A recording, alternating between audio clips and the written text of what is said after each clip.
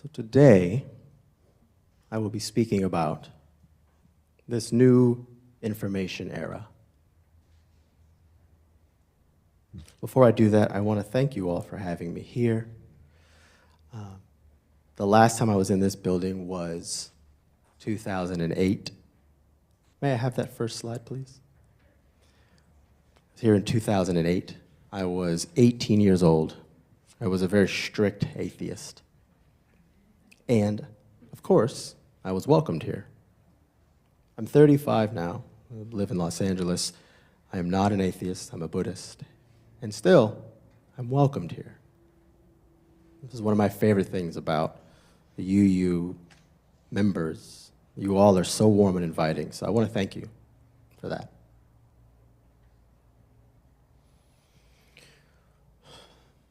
So this information era, or error, depending on where you want to go with it. I particularly think that the choice is in our hands, but I'll elaborate why a little more here. This is the beginning of the information era, by the way. Just started, and we already have an abundance of information. We can learn about any single thing here in this world right now. We can connect with almost anybody in this world from this bit of device that fits in our pockets now. So we have an abundance of information, but a scarcity mindset still. Abundance of information, scarcity mindset. I'm not sure if those two should go together or not. But that abundance of information, when matched with a scarcity mindset, doesn't bode well. I think we're kind of picking up on that right now in this society. Now, I recognize and understand why we have that scarcity mindset. Somewhere long ago, all of our ancestors had to recognize what was scary on the other side of the Serengeti, the forests, the mountains, the valleys. Or they had to find prey or predator. The moment that they recognized that, they could keep their tribe safe. And if they succeeded in that, then they were rewarded. That scarcity mindset was rewarded because they survived. Now, if they survived, then they were able to procreate. That brings us here. So we are rewarded by that scarcity mindset, especially in that scarcity environment. But we don't live in a scarcity environment anymore, do we? You know, on Amazon, you can rent goats to mow your yard. And I don't mean with a lawnmower. They'll eat your yard. I don't know that our ancestors could do that. So that lets me know that we have an abundant environment. And sometime after that, however, after our ancestors, one particular person or a group of people took a seed and they put it in the ground. And from there grew crops. And in that seed started the agricultural era. Until finally they maximized that. They brought more people in to help them so they could eat. And then someone down the way said, I have the similar version of crops I could share with you all. Maybe once a week we can meet up and trade. Until they did that over and over again. Now, in addition to sharing crops, they started sharing information. Until, of course, their output started to maximize again. And the information they started sharing were beyond crops. Things like tools became machines. Huts became houses. Houses became warehouses. Until finally, they put the people that were working into this warehouse to help them maximize their output and told them, start at this time of day, go to lunch at this time of day, go home at this time of day. And don't worry about your kids. We'll put them in a building so they can learn while still adhering to the same framework of starting, middle, end. So out of that tiny seed of the agricultural era came the mighty oak of the industrial era. And then from there, what do? More information gets shared. And because more information is being shared, we are succeeding more, and we're maximizing our output by specializing on the work. Until time comes, that tool that became a machine became a computer. Hardware to software. And of course, what did we do? We put more information into that. Until finally we get to a stage now where all of this information is put in something as small as a cell phone. This answered more questions for us than we could ever imagine. The goal to gain information is for us to become less unfamiliar with the way the world works. So with all this information, I assume we're all happy right now, right? What's so funny? That's the no. But I tell you, there is still something to be said about the beauty of information. And I firmly believe in that, the beauty of information. And I'll say it in an assertion, information is beautiful. Whenever I go out into the world, whenever I start talking to someone at aisle 2 at Trader Joe's, the things I hear often in Los Angeles are, it's never been worse, we're more divided than ever, and it's us versus them. Still, scarcity mindset, with abundant information. When I hear those things told to me, I think about this story of a traveler, a French traveler. He goes to this village. He's staying there for a period of time, and he takes a walk, and he wants to gain some knowledge about the land, right? So he goes up through the forest, up a hill, down a hill, around the bend, and then he comes across this open land of workers who are toiling away. So he says, this is my opportunity to find somewhere to gain some knowledge. He walks up to the first person and he says, "Good day, sir. How are you doing and what are you doing?" This man has a shovel in his hand and he plops it down to the ground and he says, "I'm digging holes. I got calluses on my hands. My back is killing me. It's hot out here. Now, I've been doing this for weeks and I'll be doing it for weeks to come. So please, if you don't mind, I'd like to get back to my job." He doesn't get any wisdom from that, so he keeps walking. He comes upon another group of men working, and the first one he can speak to, he says, "Excuse me, sir, how are you doing and what are you doing?" This man has a bucket in his hand. He plops the bucket down and he turns to all of us and he says, "I'm filling the holes with cement. Yeah, I got cement in my shoes, it's in my nails, because it's hot out here, it's in my hair, so it's gonna dry soon. You know, I've been doing this for weeks, I'll be doing it for weeks to come. So please, I'd like to get back to my job." I don't know if the kid is still here who said rude, but that's one of those cases. And unfortunately, our traveler, he didn't have access to Yelp in those days, so he couldn't leave a review for the bad customer service. So he keeps walking. He gets a little further down the way, and he sees another group of people. He speaks to the first person, and he says, a little disenchanted this time, "How are you doing, and what are you doing, sir?" This man is knee-deep inside the cement, and he's smoothing out with one of those flatteners, the trowelers. He plops down the trowler, and he goes, "You know, this is a lot. I'm knee-deep in cement. It's hot out here. I've been doing this for weeks and for weeks to come, but I tell you what, we are building a cathedral." Cathedral. Same information, same bit of work, same day-to-day sweat, same toiling away, deeper understanding of the here and now for the totality of the picture of the work.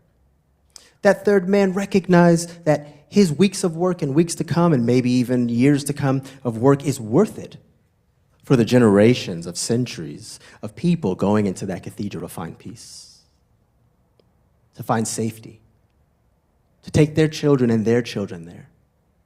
What's a few years of hard work? That's full information. He decided to make his decision based upon the entirety of the information. So to bring it back to this day and age, this society, how does that appeal to us?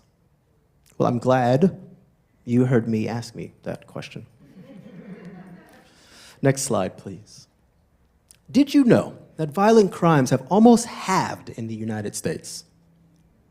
That's right, since 1995, it has decreased. Now, did CNN post this at all? I didn't see it. Maybe I missed it. Next slide, please. Did you know world poverty is lower than we think? When asked, 70% of people said it had raised. 18% said it stayed the same. 13% said it decreased. 13% is accurate. It's less than 10% now when a planet, that society or culture, population is growing. More people, less world extreme poverty. I don't remember MSNBC having this conversation. Next slide, please. Did you know we have decommissioned 85% of the world's nuclear warheads? We had a little under 70,000 in the 80s. Today we have a little over 9,000. I'm sure Fox News has this information, and they'll probably share it with us this week. Next slide, please.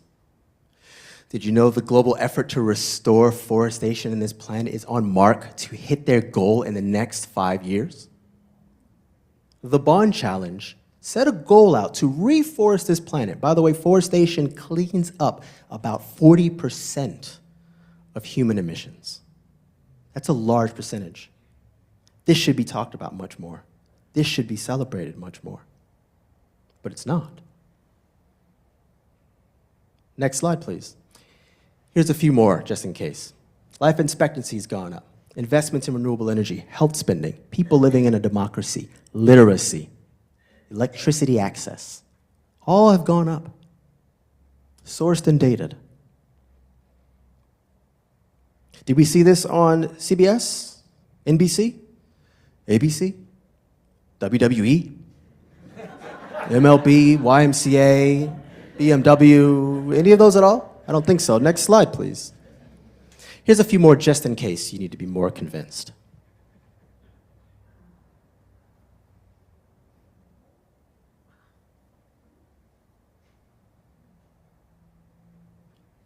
Great data, great information, true information. Quick question. Why is this not shown to us? Why is this not shown to us with the rest of the information in our day? It is the 24-hour news cycle. They got time. Do you know the phrase, if it bleeds, it leads? Right? Yeah. They understand the scarcity mindset into which that we have been rewarded from our ancestors. And by the way, I'm speaking about the majority of news. I'm indifferent to what side is saying it.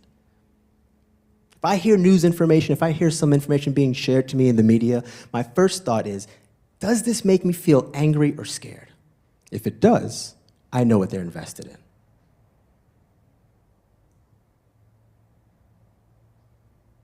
So, with if it bleeds, it leads, things like destruction being loud and progress being quiet is another rule to that as well. This place is surrounded by trees. If any one of these trees here were to crash, all of us would hear it, all of us would go outside, all of us would check the damage. But right now, that tree is growing. Nobody says a word. Progress is quiet. Destruction is loud. But we can be a little louder in progress here, especially because fundamentally, no matter what you believe and where you stand geographically, culturally, politically, a lot of the things still root in the same. I had a conversation last night around a bonfire. We were kind of talking about something along these lines. And while talking to someone, he said, "So what do we do?" And I said, "Well, I'm glad you asked that question." Next slide, please. We live in a time where we have an abundance of this information. We have the access to it now. The media itself has been gatekeeping the information, as we can see. I also don't blame them, what's more, because they're speaking from a scarcity mindset also. But we don't have that anymore. Now we have the access to it. This is one example. We have B Corporation. This is a website, a company that sets a framework for a company to make profit while still paying and treating their employees fairly, while still making sure their output is decreasing and harming the environment, and while holding their investors accountable. That means the company has to say, if you're going to invest in us, you have to meet us at an ethical standard. If a company does that, B Corporation, who's given them that framework, will give them a stamp or a sticker to go on their product or at their brick and mortar, or it will go in there on their website. And then we can go to this website and find which companies rate higher. You go there, you put in furniture, clothes, food, groceries, books, you name it. And it gives you a gauge on where that company is. Now, I don't know about you, but I think no matter where you stand on the political field, on the cultural field, I think we want to make sure American workers are being treated well. B Corporation will let you know which companies do that, and we can support those. Next slide. I'm going to take it back to my home, Los Angeles. Los Angeles Department of Aging, since the pandemic, has been giving elderly free food, meals, rides, and care. I've never seen this on the news. I have, however, seen a lot about the fires. So I live pretty close to where the fires were. And after a week or two, I have been doing a lot of podcast interviews. And when I told them that I live in Los Angeles, first thing they asked me is LA still there?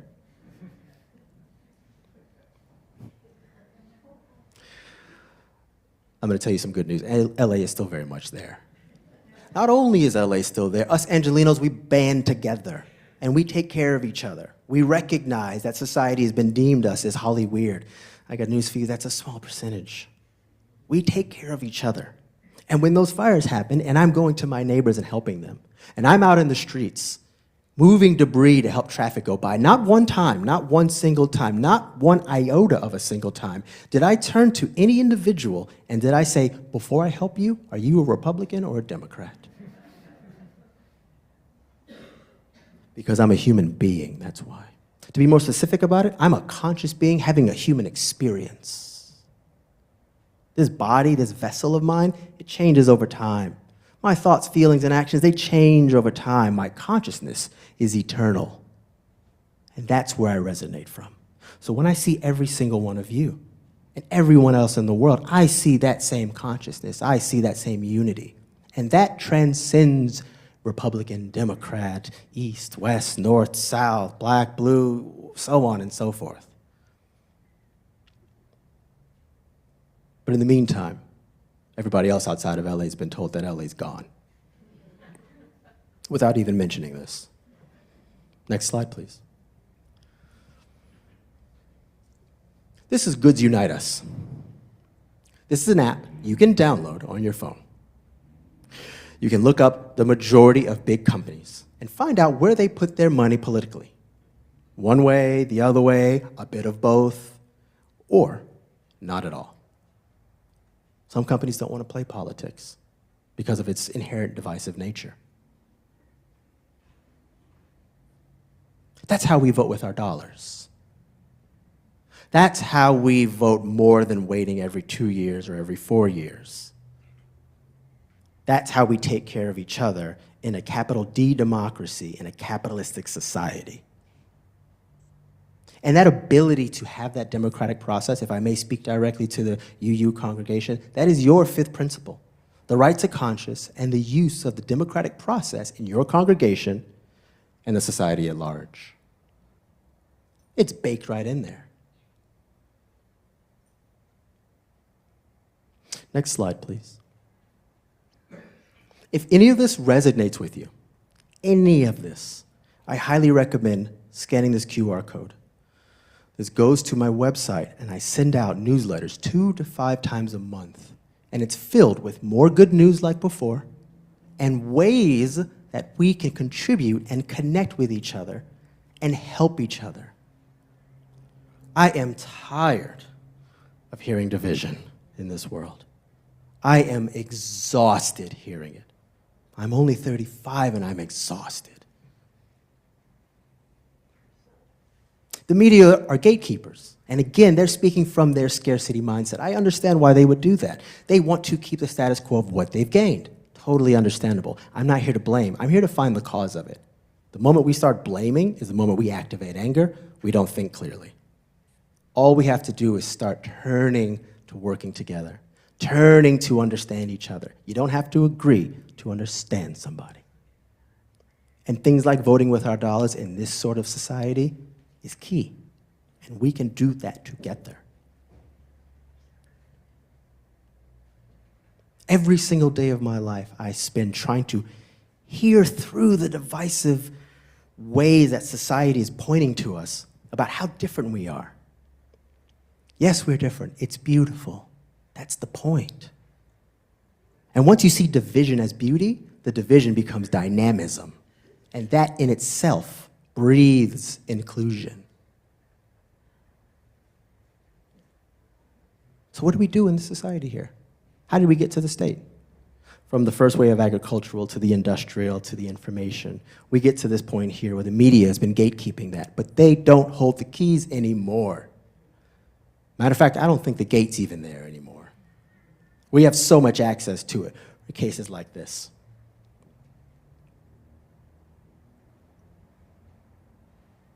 Stew with that for a bit. Because that's capital D democracy. That's we, the people. Politicians work for us. Billionaires forgot the interdependence of this country, that we work together. They got there because we supply the dollars. And I'm not here to point fingers at them again. It's just an understanding. And the more we turn towards what we actually care, and it requires some work, I get it. It's a scary thing. But Joseph Campbell says, the cave you fear holds the treasure you seek. But as always, humans are resilient. We have constantly turned over a new leaf and found ways to band together, no matter what happens. And we can do this the same way we've done it before. This is a small wave in a large ocean of history. So I ask you, I beg you, I challenge you, with this information, after all of this that I've told you, all of this that I've shared, and the ways that we can connect together, I say when you go out into the world and you recognize the ways that you impact the world, and when you go out in the world and you recognize the consciousness of the human experience that we are all sharing together, and when you go out in the world and do your job, you are not just digging a hole in the ground to fill it with cement and then smooth it out. My friends, you are all building a cathedral. Thank you for your time.